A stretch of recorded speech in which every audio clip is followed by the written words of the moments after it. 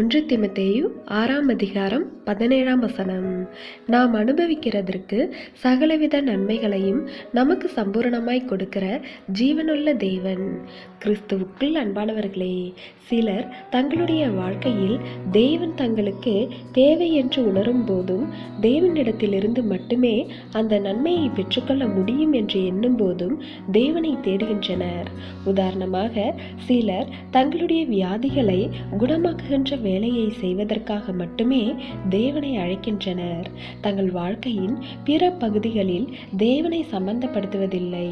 அதாவது தங்களை மாற்றுகின்ற, சீர்திருத்துகின்ற, வழி நடத்துகின்றவராக அவரை அழைப்பதில்லை. இது எப்படி இருக்கிறதென்றால், நான் விரும்புகிறபடி வாழ்கின்றேன், ஆனால் நான் வேண்டும் நன்மைகளை மட்டும் தேவன் செய்தால் போதும் என்று சொல்வது போல் இருக்கின்றது. இது தவறான அணுகுமுறை. தேவனாகிய கர்த்தர் இஸ்ரவேல் ஜனங்களுக்கு பாலும் தேனும் ஓடுகின்ற தேசத்தை தருவதாக வாக்கு பண்ணினார்.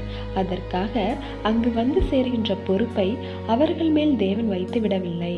அழைத்து செல்லக்கூடிய பொறுப்பை அவரே ஏற்று வழிநடத்தி அவர்களுடைய தேவைகளை சந்தித்து பாதுகாப்பாக கொண்டு வந்து சேர்த்தார்.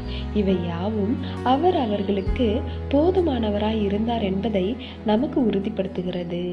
இதன் மூலம் நம்முடைய வாழ்க்கையின் முழு பகுதியையும் தேவனுக்கு ஒப்புவித்தால் மட்டுமே அவர் செயல்பட்டு நமக்கு போதுமானவராய் இருக்க முடியும் என்பதை நாம் உணர்ந்து செயல்பட வேண்டும்.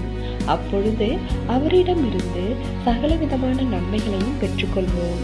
தேவனுடைய கிருபையும் இரக்கமும் உங்கள் அனைவரோடும் இருப்பதாக. ஆமென்.